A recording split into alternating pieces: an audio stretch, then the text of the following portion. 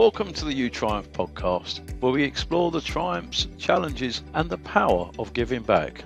I'm your host, Trevor Sterling, and this season's theme is Be the Ladder. We'll highlight individuals who have not only achieved success, but have used their journey to uplift others, overcoming social barriers along the way. From their motivations to the lessons they've learned, we'll explore how they've become a ladder for others, proving that real success is about lifting those around you.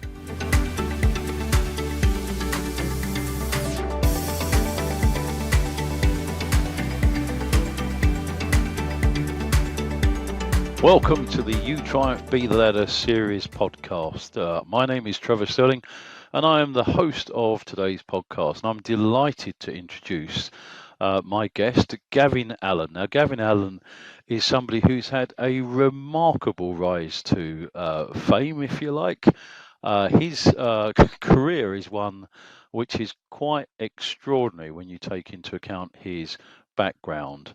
And so we're going to spend a little bit of time climbing the ladder with Gavin Allen, who is currently the Global Executive Editor-in-Chief at Huawei and was formerly for some 27 years with the BBC and rose to a very senior executive level where he was the head of news.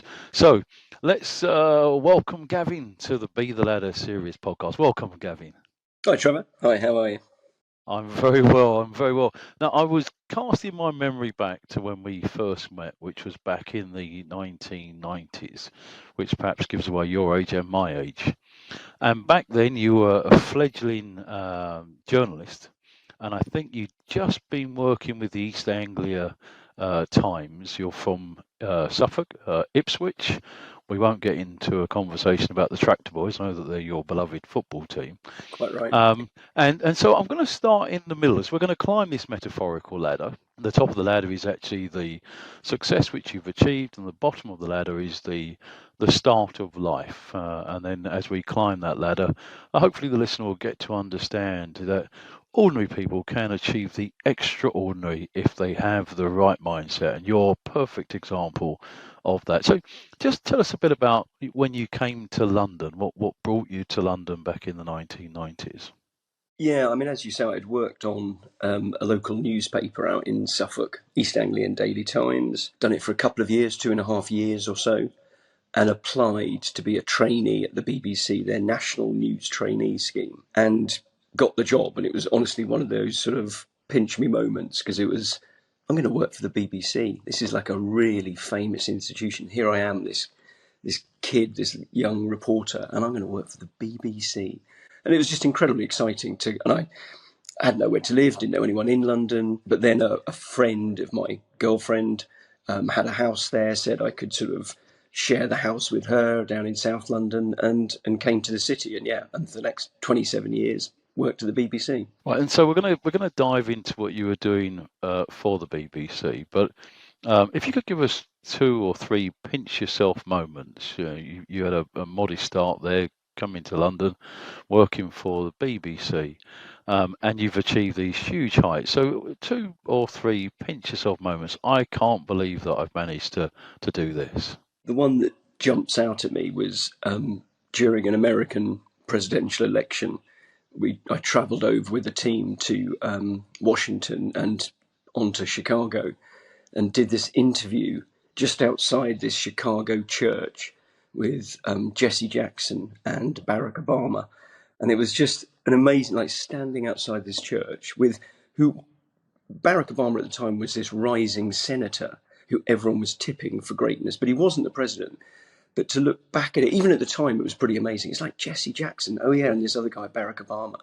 But to look back at it and think, this is Chicago. I'm this kid from England, and this is Chicago, was stunning. And also, every time I've ever gone into Downing Street and walked up those stairs where you see all the prime ministers, I've gone to lots of media receptions in Downing Street, but every time it just sends a shiver up your spine. You think, this is 10 Downing Street. This is where prime ministers have been for decades and decades. And here I am, just strolling up the stairs. So there's a lot, to be honest with you, everywhere I go around the world. I'm about to go next week to the COP in Azerbaijan.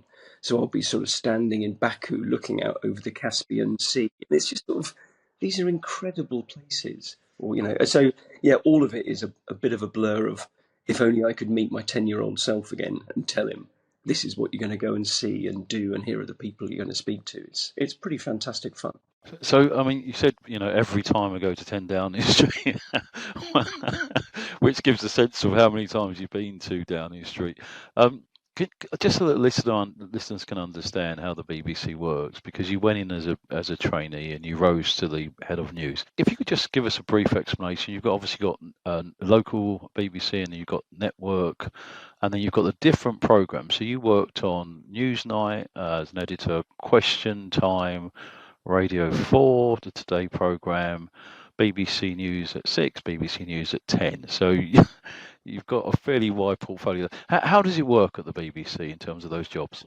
I was there for 27 years, and I'm still not totally clear how it works. I don't think anyone at the BBC truly understands the kind of labyrinthine mechanisms of it all. But essentially, yeah, there's local, there's national network, and then there's international news as well. There are channels, the News Channel, World News, and in fact radio channels, of course, 5 Live, etc., and the World Service.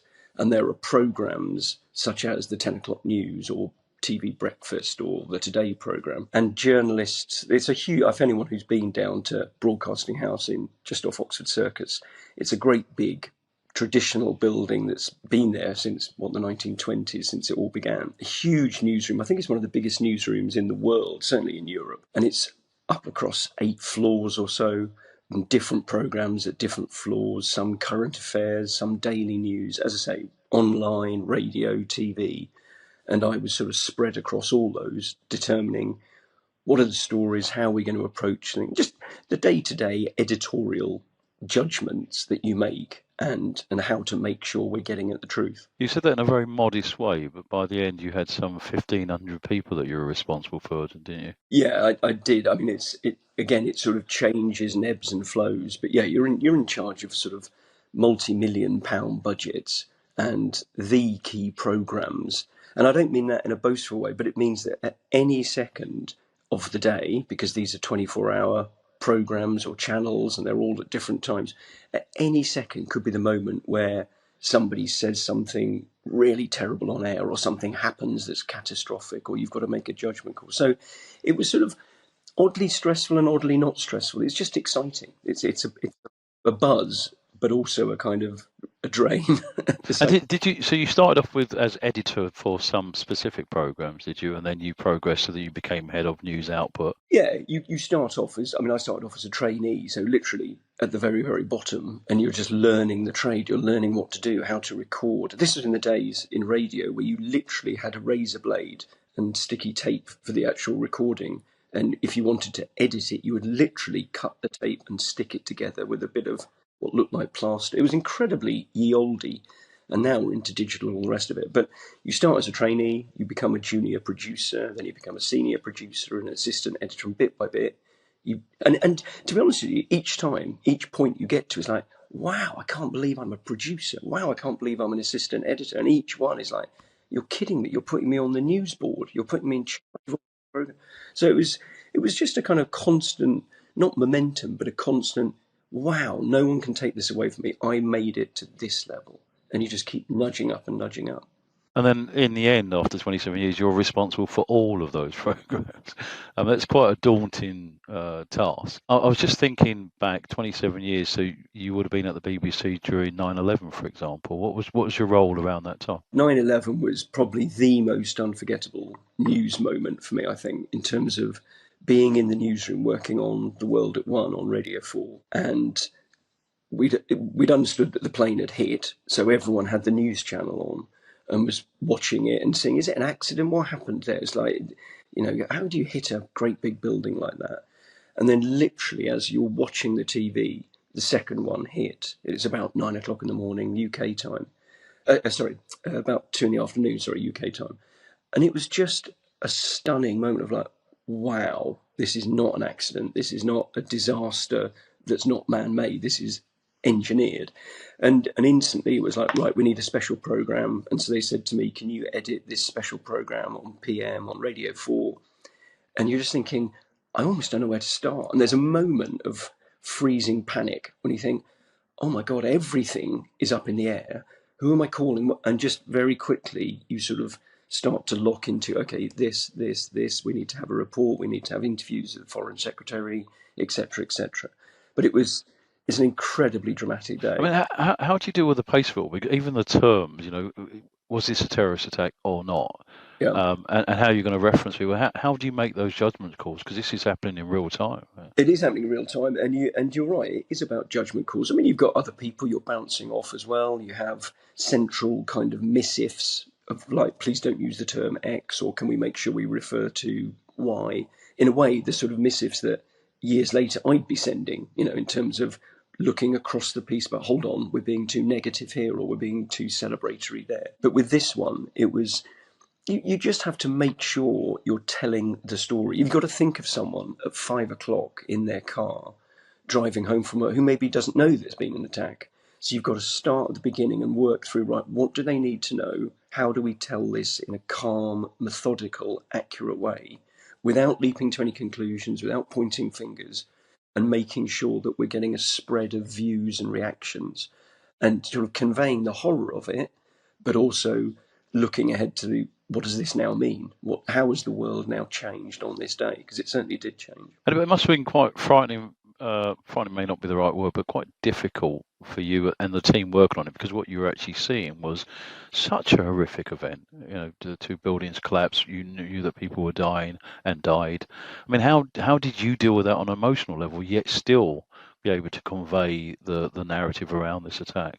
I think it's interesting. You don't anaesthetize yourself against it, but over the years, if you're in news, it's literally your job to stay calm, be accurate, get on with it, and not get wrapped up in the emotions. And in fact, it used to irritate me when people did get highly emotional about stuff. It's like, save that for later. I know it's a horrific thing, not necessarily this, but any incident that is horrific. And there is stuff that moves you to tears. Of course there is, deaths of children or whatever. And with this one, with it playing out live on TV, it was particularly horrific. But you just have to do your job without being sort of boringly Clark-like about it. You've just got to sort of, right, we have a duty to the audience to tell them what is happening and to explain it and convey it properly. It's no good us putting in lots of colourful adjectives and making it all dazzly and just tell the story calmly. So that's what we all tried to do. And moving forwards, there was one time where we were on opposite sides. I say opposite sides as if we were against each other, but you'll understand what I mean in a second. Because I was one of the lead lawyers dealing with all of the Jimmy Savile cases, and of course you were at the BBC then. I've never asked you this question, but what was your perspective in relation to that as that story started to unfold? Because you're telling a story which is going to Yeah. involve the BBC. How did you deal with that? I mean, invariably, at the BBC, with stories that do involve the BBC, the journalists take an even more hard line to sort of prove their impartiality and independence. So almost when I was there, we'd cover BBC stories probably more than they were worth, actually, just to show, look, we're not shirking from it, we have a duty.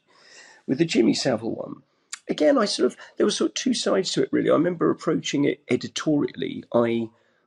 Did Newsnight do the right thing? Was there a judgment call there? Was it reasonable for them not to have pursued the story? Because everyone can be wise in hindsight, but at the time, were they wise? Was it a mistake, etc.? So you're making an editorial judgment, but you're also on a personal level just sort of stepping back and thinking, why is it that all of us, literally the country, not just the BBC, always thought this guy was an eccentric oddity, but none of us, or certainly I didn't, took that a step further and thought, wait a minute, he's a danger. He's clearly a danger to the public. And I often asked, did you know? Did you ever suspect it? Of course not. This idea that there's a massive cover-up at the BBC that everyone knew it was a common secret. It's like, no, it wasn't. That's not how the world works. People will absolutely report stuff and do if things are going awry. But would you agree though he was hiding in plain sight? I mean, I'm Yeah, thinking of Jim will fix it, and some of the horrors actually unfolded in the studios. completely. Uh, there. I think the other thing, I mean, he was definitely hiding in plain sight for everybody, and there'll be people in those studios who would have seen more than others. It's definitely true. And I never really hold with this idea that, oh, it was a different time, it was a different time. I think attacks on kids have always been against the law. It's not, it's not a kind of different time that different. So I can't explain it. I never worked with him, and I'm not, saying nothing to do with me, Governor. But he really was before my time. He wasn't in news. He never involved himself in news. So it was the broad BBC. And I'm not saying there aren't people who didn't want it covered, years and years and years ago, and therefore can we just shuffle this away, like many companies still do, sadly. But hopefully with each of these things, it changes and notches up a bit of, no, this is unacceptable. You have to report this to the police, etc. But It was a fascinating case for me because I obviously had to investigate and understand his footsteps and his career path, and obviously he worked for the BBC, a very significant part of what he did, as well as all the charity work. But it was also a really steep learning curve for me because when the story broke, I found myself on the Today programme. And that then fed into all of these other programs. So I was on BBC Five, BBC News 6, News at 6, News at 10. I mean, literally for 2 days, I was just bouncing from one studio to the other at BBC, but also some other broadcasters. And then on the second day, I featured on Newsnight with Jeremy Paxman. mm, And what an interviewer he was. So I'm going to digress slightly. Of all of the interviewers, who was the one that you would have thought, yeah, I'd love to set him up against Trevor to give me a hard time? I mean, Paxton definitely was a brilliant interviewer, but I think the best ones, if I'm honest, the ones who really research the subject properly, they know what they're talking about. They ask very precise questions and don't let you faff about and divert away from that question. They're really, so they're polite. I don't like people who are hammering away at the guest. It's like you've brought the reason the interviewee is in is you've literally invited them on. They are a guest of the program. It doesn't mean you're soft, but give them the courtesy of listening to them and responding to what they actually say. But I would say the best interviewer I ever worked with, there are lots of brilliant interviewers. The best, I think, two, I would say are Michelle Hussein on the Today programme, because she's all the things I've said, but also Andrew Neil in terms of politics. Yeah, And again, interesting. it doesn't matter what you think his politics are or aren't. And actually, I suspect you'd be wrong on lots of counts, whether you think he voted this way or that. But he's just forensic and won't have any truck with people trying to duck away. And the same for Michelle. They're just brilliant interviewers. Yeah, I thought you might have added Nick Robinson to the list there. Nick's very good. I mean, I worked with Nick a long time at Millbank in the politics unit, and he's on Today as well. He's a brilliant journalist because he knows what he's talking about. There's always a slightly no-win situation trying to rank and rate different interviewers. These are all world-class interviewers. Yeah. Two that just nudge it above for me are those two, Michelle and Andrew. And just lastly on the Jimmy Savile, I remember one of the things that happened was the Pollard inquiry. So it was it Nick Pollard, I think it was, who was a senior executive at Sky News, carrying out an inquiry into the BBC.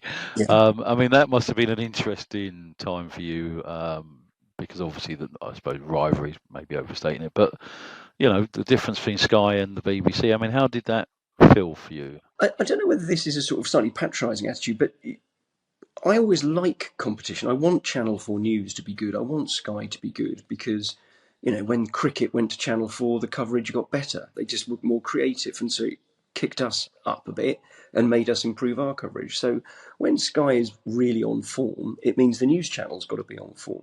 So I've never resented other broadcasters being strong. It's a healthy media environment. And also you've got to remember that lots of people at Sky used to be at the BBC.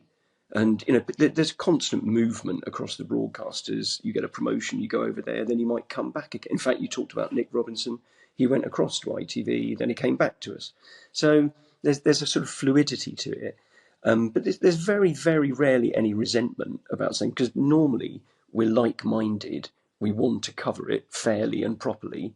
And there's a genuine respect for brilliant journalism wherever it comes from. And how do you cope? You mentioned fairly there, but how did you cope with the kind of criticism that the BBC often isn't impartial, particularly around Brexit? I mean, there was a lot of flack that the BBC took around that. I mean, how do you deal with that? You've got to have really broad shoulders because you're trying as best as you can to be impartial, yet you can't really win, can you? To be honest with you, that's a pretty fair summary of it. I mean, a thick skin is number one requirement if you work at, I guess, at any big institution. Everyone thinks you should have done this, and it's like being a football manager. Everyone can manage Man U better than Ten Hag manage Man U, except they can't. The reality, Well, they probably could. a very bad example.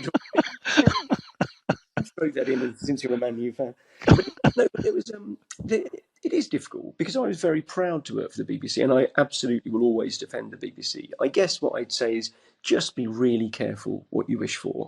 I do a lot of work in China. I do a lot of work around the world, and I'm spending my life in hotels watching news updates from CNN and others. None of them come anywhere near, I think, the standard that the BBC sets in terms of scrupulous impartiality. Can I just lastly on the BBC, but I know that listeners will be fascinated by this insight into the BBC, particularly when there is a scandal that blows up or a very difficult story because it implicates BBC or an employee of the BBC. And I just wanted to ask you about Hugh Edwards because that must have been a real shock for you. Yeah. How that played out in your world at the BBC, given his stand-in and the revelations that came out. It was, I think, I would say it was a combination. It's certainly shock. I mean, absolutely shock.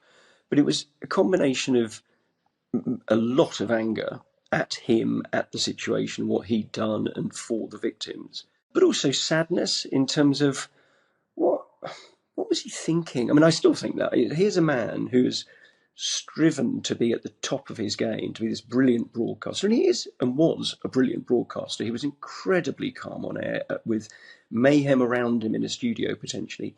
He was brilliant, and we shouldn't take away his expertise as a professional, but without in any way diminishing the stupidity, horror of what he did. And I genuinely find it inexplicable. I think most people do. They think, what? Why would you jeopardize everything, your family, your career, your reputation, your income, everything, for what he jeopardized it for? And I think most people are just baffled, but angry. This is a guy who was successful, and it partly the anger did arise as well because of tarnishing the BBC.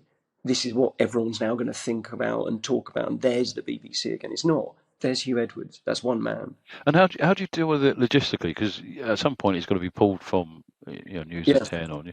I mean, how do you deal with that? You've got to get a replacement in, and you've got to then not create, but there's got to be some narrative and explanation around that. No, it's kind of crisis communications. I mean, it's one of those things where the news board will sort of duck off into a side room, work out the way through this. You have a select number of people who know what's going on. People are recusing themselves because actually I mustn't get involved in this. I need to take on a different corporate hat in case I do interviews or in case I'm called to court or whatever it may be. There's lots of complicated threads to work through. But what you don't do is lie.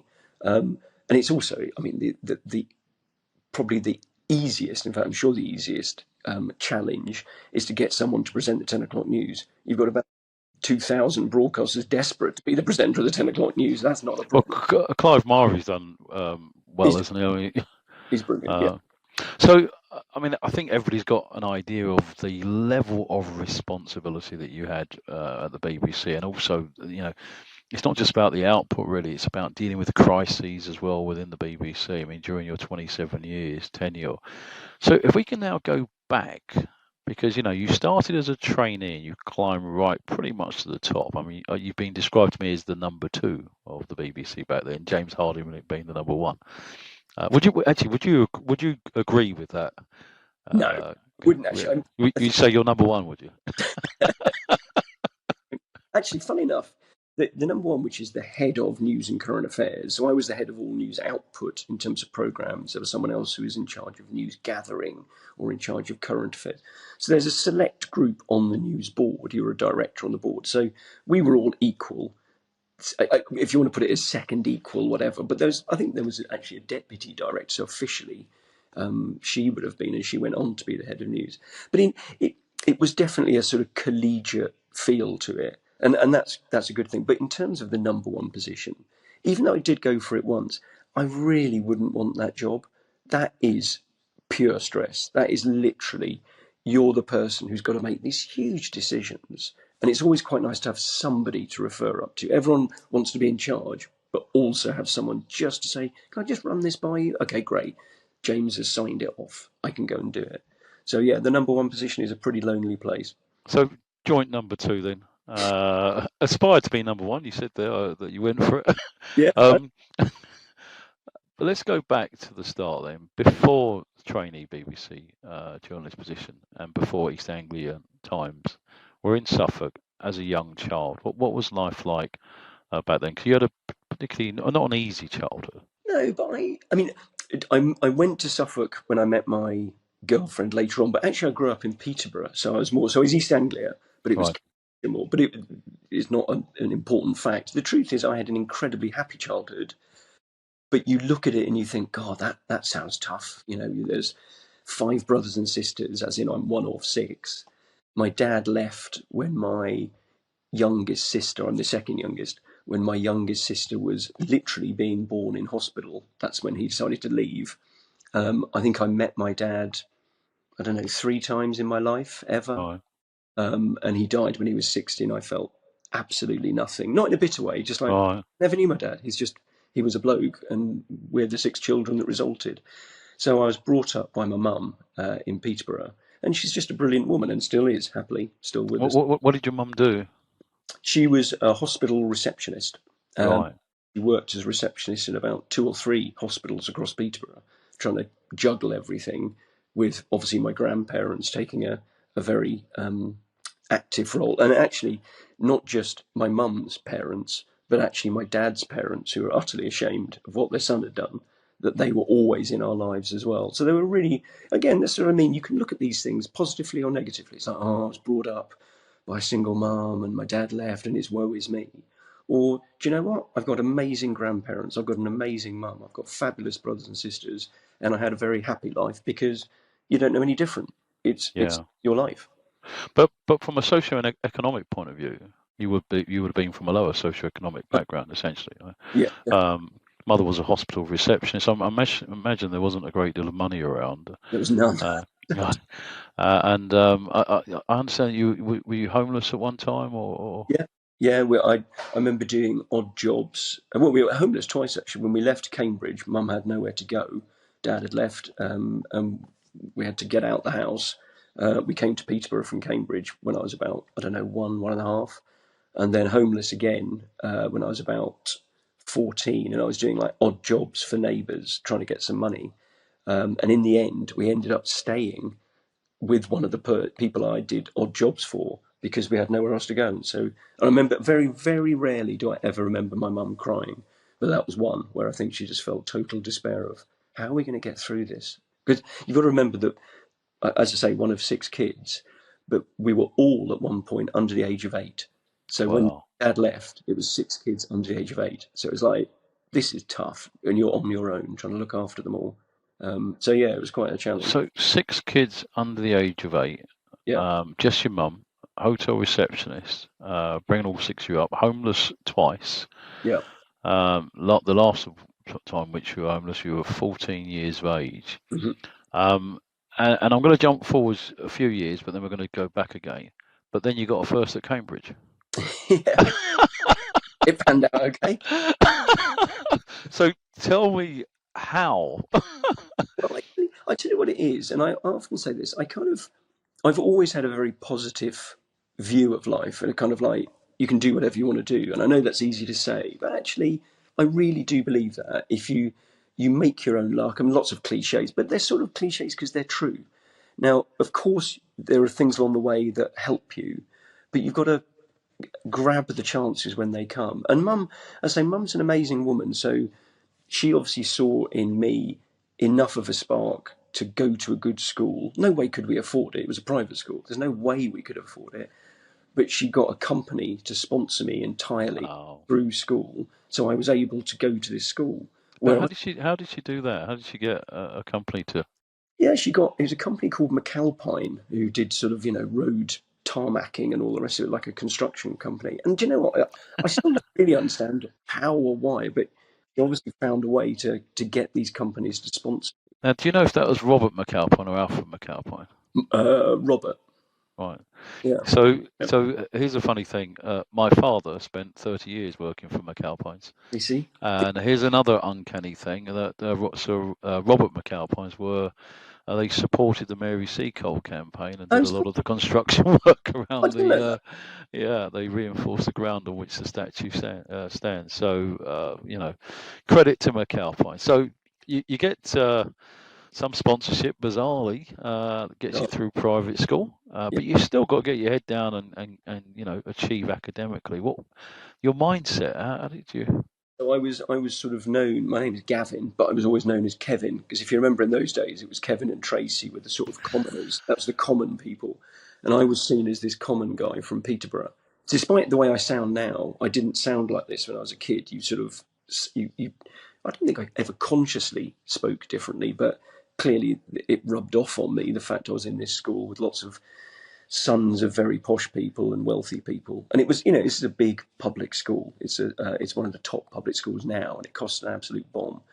But actually, I found that kind of like being at Cambridge, kind of like being at the BBC, there's a kind of initial wow, I can't believe, and then you realise, oh well, actually, hold on a sec, I'm not sinking without Tracy. I can cope with the schoolwork. I'm seen to be doing okay, and I'm playing sports, and I'm not being pummeled. You begin to build your own confidence and realize. I mean, in truth, I've had imposter syndrome throughout my life. I still have imposter syndrome. So does everybody there, unless you're incredibly arrogant. Most people are waiting for the tap on the shoulder to be told, do you know what? We've realised you're not good enough for this after all.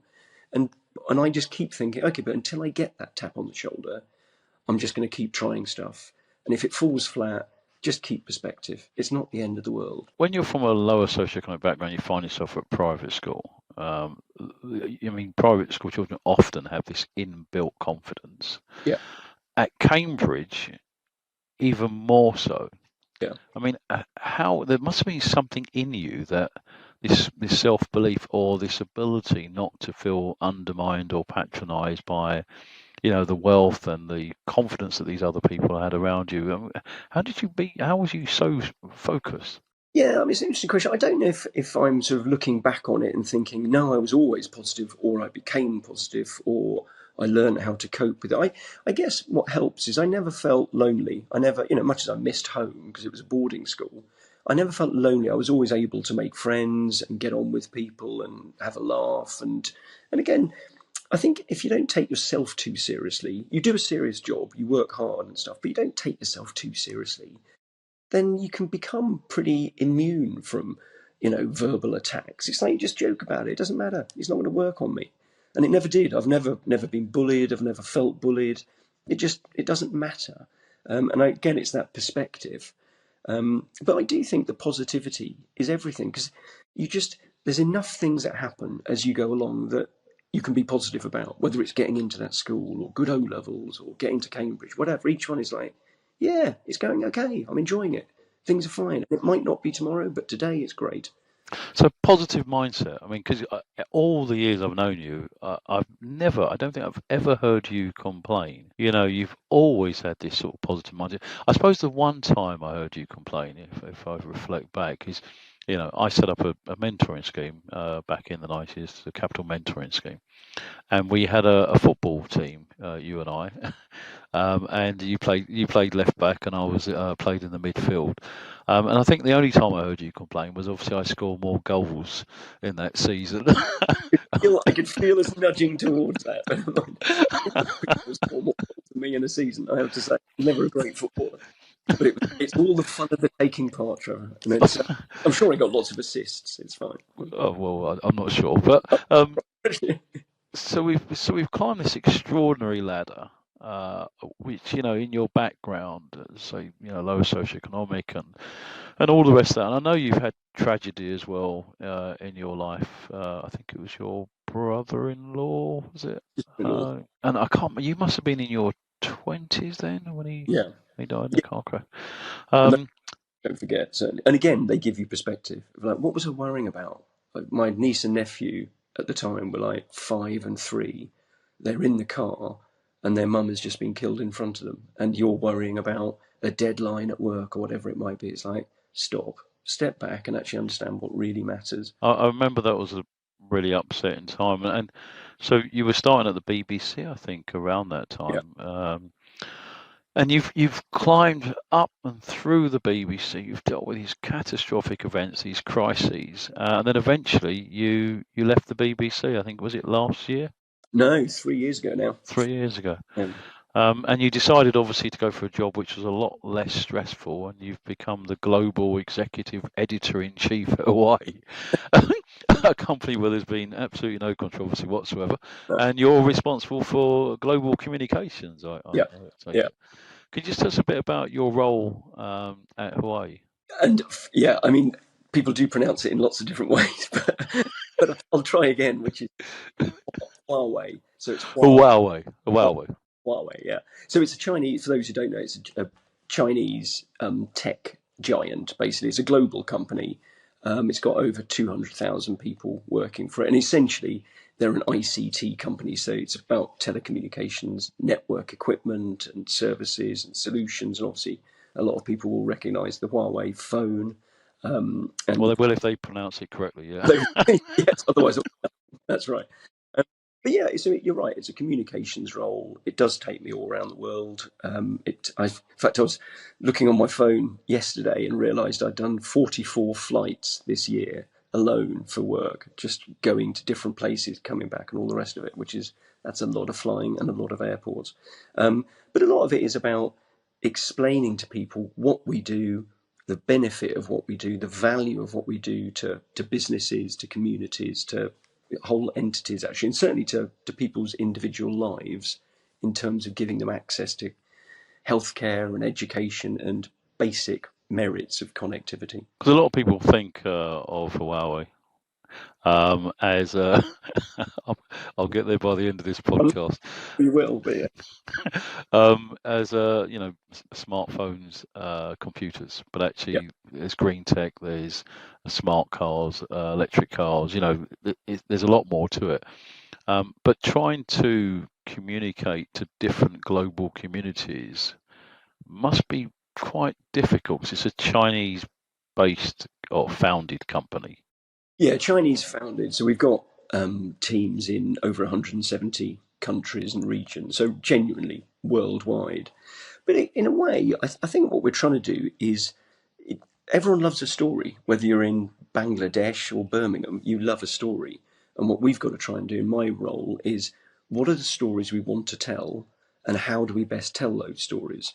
So you talked about me being at the BBC, and what's great about this role is it's not a journalistic role, but it kind of is an editorial role at the same time. So it's, of course, you're telling a story for a company on behalf of a company, but you believe in it because I wouldn't work for the company if I didn't think what they do is beneficial.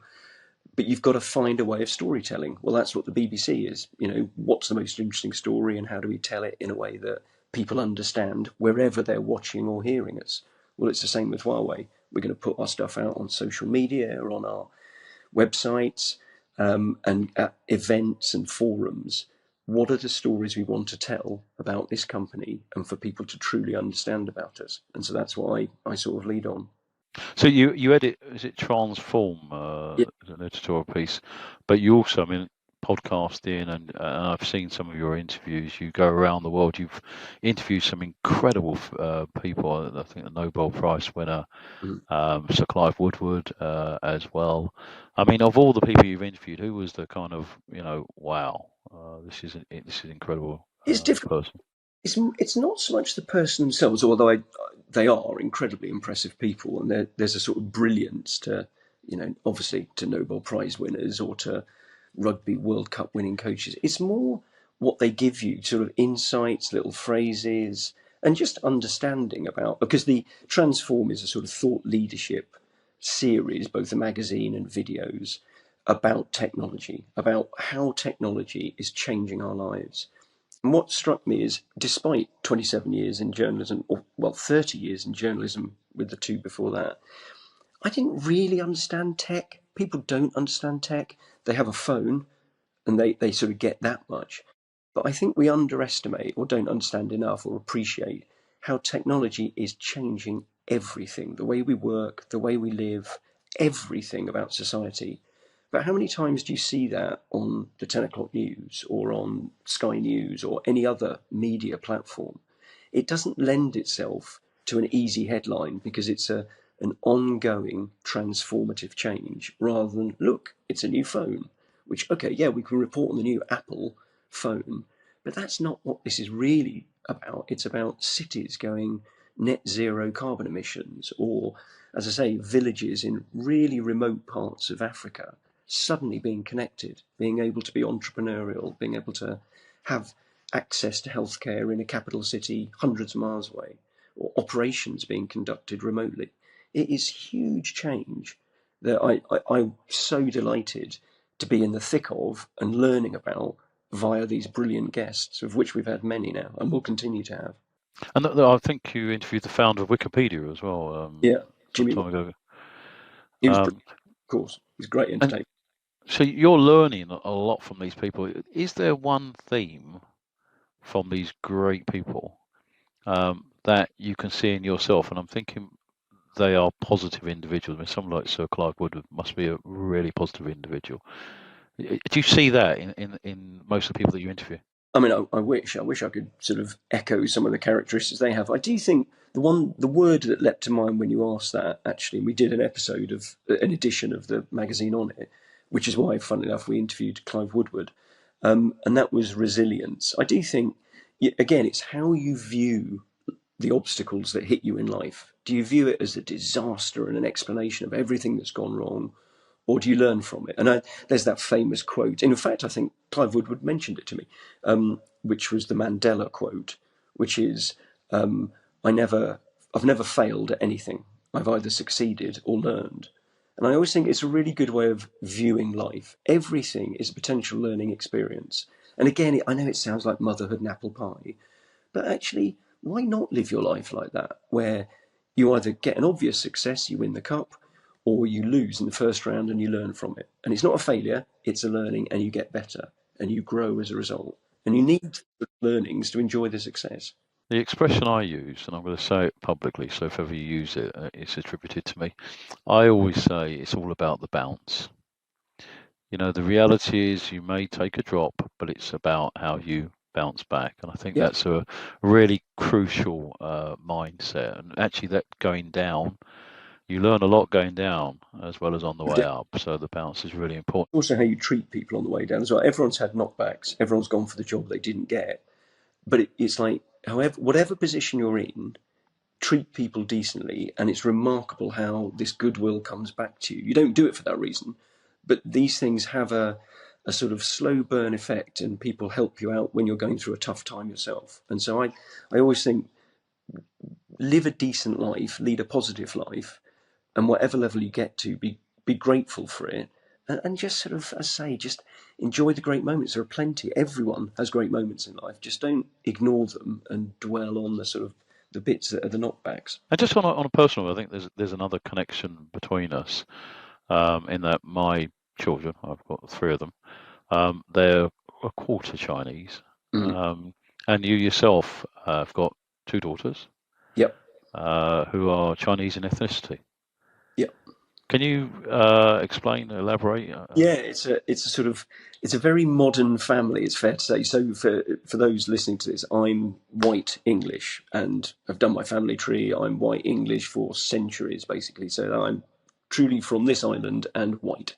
My wife is exactly the same, white English from Suffolk, as it happens. Hence, I went to Ipswich. But my oldest daughter is fully Chinese because we adopted her from China 20 years ago, or 19 years ago now, actually. And as a result, we wanted to adopt again because, I wanted her to feel part of a sort of community that looked like her as well as loved her to bits. But the Chinese one child policy system just made that very, very difficult to adopt again. They just closed it down. And in a way, I don't think it's a bad thing that they wanted Chinese kids to be adopted in China. That's all great, so long as they do get adopted and not living in a home. But anyway, we ended up getting an egg donor, a altruistic, entirely altruistic egg donor from Hong Kong who flew over to England to donate eggs. And my middle daughter was born as a result. My wife carried the child. And then 8 years later, my son was born, who is a twin of my daughter, second daughter. So even though they're 8 years apart, they're twins because it was the same set of eggs and embryos that were frozen and then implanted. So yeah, so I have three kids, two effectively half Chinese and one fully Chinese. I mean, that's an incredible story. I'm trying to think that would be a fantastic Trivial Pursuit question, wouldn't it? Give twins 8 years apart. Yeah. That's introduced you, I guess, to the world of ethnicity. You know, you Mm, talked there about yourself and your wife, Rose, being white English. mm. I mean, how have you found the world, how the world views your children as Chinese? And certainly in recent times, they will have faced some prejudice potentially and difficulties. How have you managed that? Yeah, I mean, I suppose two things. One is it comes back to that resilience point. It's like, well, if people are sort of rude or racist or ignorant, you've got to do the best you can. You've got to be resilient to it. You explain as best you can their misunderstandings. I think it was the only time really it's hit home was during COVID, where it became the sort of Chinese flu, and it's all down to. And there was just I noticed it in news. There was just a low level sort of xenophobia, really, in terms of suspicion of everyone who's Chinese. It's all down to them. And it was just a sort of stupidity. But there was definitely a kind of a feeling that my oldest daughter definitely got, not from friends, but there was just a mood, a sense that it was harder, that she was being looked at in a different way. But one of the reasons we lived in London, didn't move out of London, is it's such a multinational, multi-community city that we could have lived back in Suffolk, in some beautiful village in Suffolk, and she would have been absolutely the only Chinese kid in the village, and along with brother and sister. And it's like, why would you want that? I don't want her to be a sort of focus of attention. I want her to be a child and live a normal life in what I think is a great city. So we stayed in London. So actually, she I don't think. I mean, you'd have to ask her or them, really, the kids, whether they feel they've had this prejudice against them. But what is interesting is she spent 3 months this year back in China, in Chengdu, learning Mandarin, Wow. and I think she was just jubilant just to be surrounded by Chinese faces, and suddenly she's like, "Here's my people," and she's never. Yeah. Don't get me wrong. I mean, she's not rejected the adoption. We're a very happy family, I'd like to think, but there is something endorsing about everyone here is Chinese, and obviously that was great. It's quite surreal. I mean, I felt that when I went to Jamaica Mm, for the first time, and every time I go to Jamaica, the bus driver, the bank manager, the directors, the judges, everybody's black, and you kind of think, wow, this is, some kind of Wakanda. This is utopia. And then you come back here, and you're only of a certain level typically if you're black, and the judges are all white. At the BBC, there is a problem around diversity. I know in yeah, journalism there is. I mean, what's your take on the challenges? One of the times I was at the BBC, it was actually to come in and speak at a diversity committee meeting, and I think you bumped in.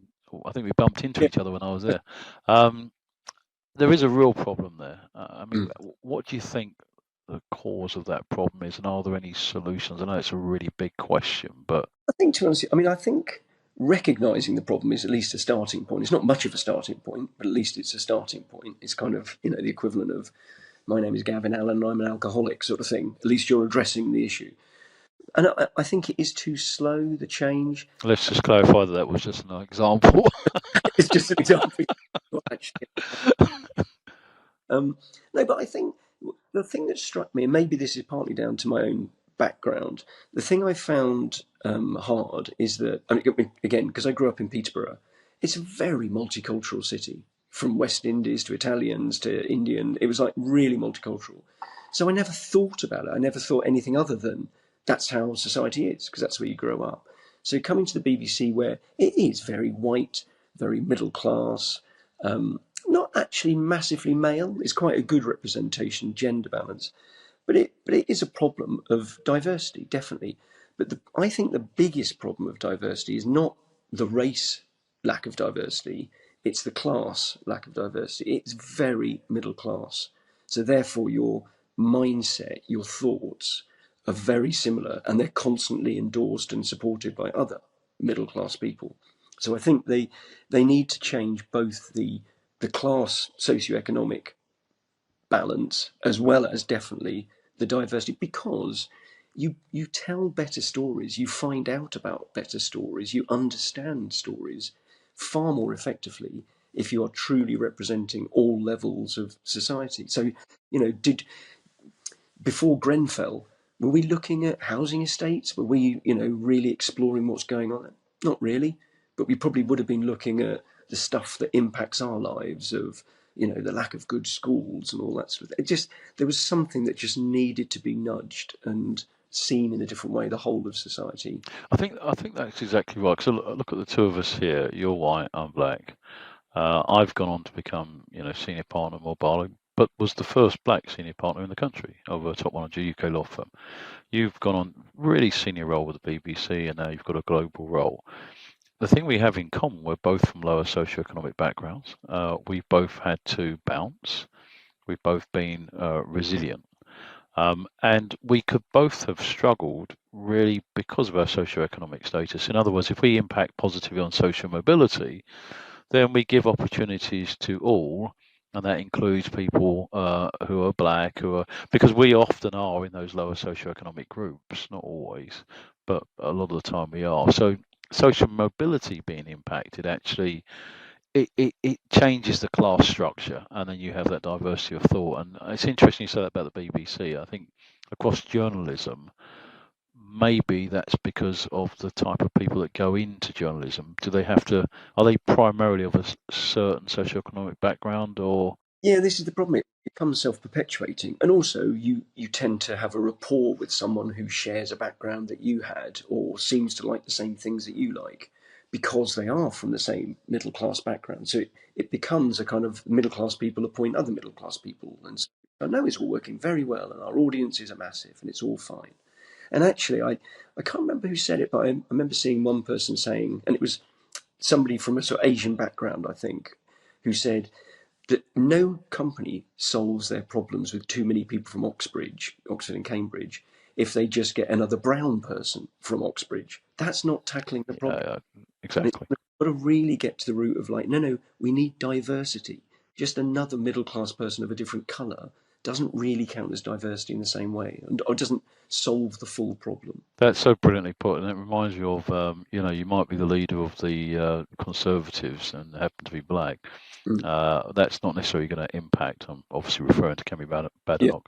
That's not necessarily going to refer to or impact on issues of race in the country just because she happens to be in that position. it Uh, doesn't. Though I do think there's. Of course, that's true. It's you change things through your actions, not just by being somebody.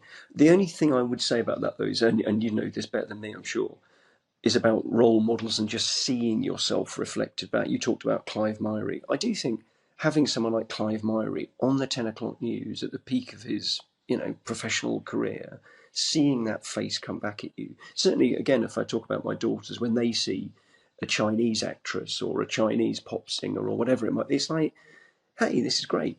We are succeeding. There's a path through for us.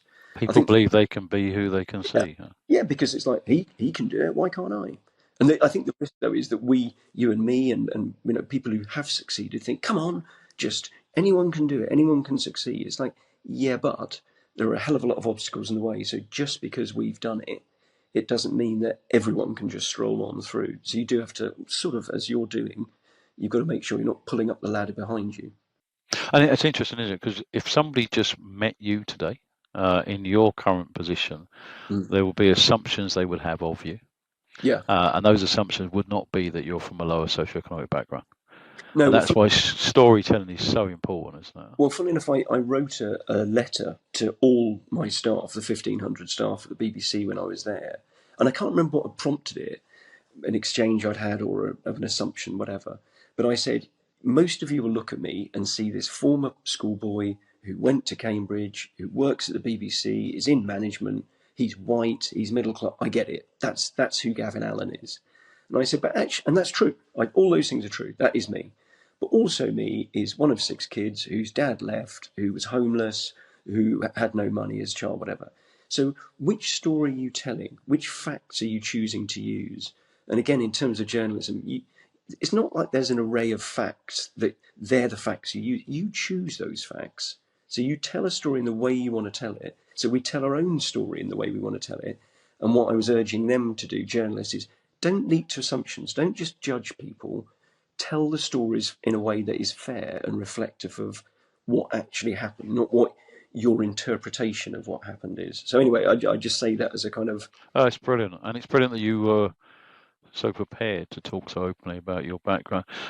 So lastly, I've got to touch on this. Obviously, we've just had an election in the States. We have. Mr. Trump is now president-elect. Yeah. If I recall rightly, that Huawei was not his... I'll get there by the end. I did tell you. I'll give it a couple more attempts. Was not his favourite company. Yeah. What are the thoughts? What are your thoughts around communication now that Trump is going to be the president? Do you have concerns? Are you planning how to deal with that? I don't. I think there's lots of things in the world we have no power over, that no company has any power over. What we do have power over is our business. So and I don't mean we mind our own business. I mean, what is our job? It's to make our products, our services as good as they can possibly be. It's about quality. And my job is to sort of show off that quality. What a politician chooses to do is totally up to them. And we're scrupulous at Huawei of not getting involved in geopolitics, because what do you do? What do you say that is going to help your cause? There's no point. Just leave that to politicians. They'll do their jobs. We'll do ours. So, and I look at the election and I think it's fine. That's democracy. The people have spoken. That's the outcome. Now you get on with it. And we'll get on with what we're doing in the same way that, is the manager of Ipswich going to change his team strategy because Trump's got elected? No, it's nothing to do with them. It's just like, fine, each to their own. And of course, I'll have personal views over that. But as a sort of, in my professional capacity, Huawei will continue doing what they're doing. We'll continue looking for opportunities to make money. They're a business, and to do so responsibly. And then how people respond to that is how they respond to it. Well, I think you're going to be and are a tremendous asset to Huawei. I say that because I wanted to prove that I could pronounce it correctly.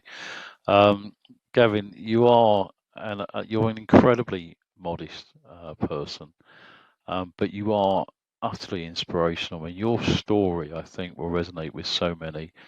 Your positivity, your focus, your determination just to get the job done in as fair a way as possible and to speak the truth is just wonderful. So I really want to say a huge thank you for sharing your story with me. There were so many elements of that I personally found inspirational. My biggest takeaway is just how incredibly modest you are. You've not changed in all of those 30 odd years. You've just remained your authentic, humble self. And I want to thank you for being here today. What you've shown is that ordinary people can achieve the extraordinary if they have a positive mindset and if they are open to the experience. So thank you for being the ladder for us today. Thank you, Gavin Allen. Thanks very much, Trev. It's very kind of you to say. And I would say, just very quick note, all those things you said are exactly true for you as well, which is, I would say, why we're friends. That's really kind of you, Gavin. And we will continue to be as long as Ipswich do not beat Man United. It's going to be a long friendship, don't worry. Thank you, Gavin. Thanks, Trev. Thank you for joining us for the You Triumph podcast. I've been your host, Trevor Sterling, and this has been a journey of triumphs, challenges, and the power of giving back.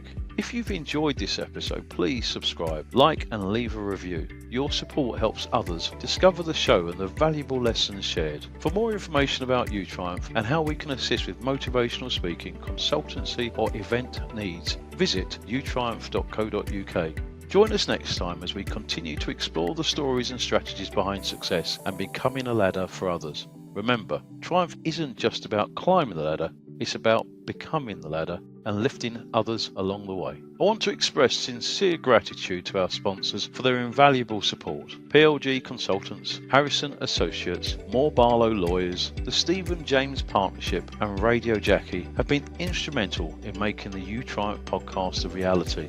To our listeners, I encourage you to check out the great work of these sponsors. It's because of their partnership that we can continue bringing these important stories and insights to you. Thank you once again for standing with us and supporting the You Triumph podcast.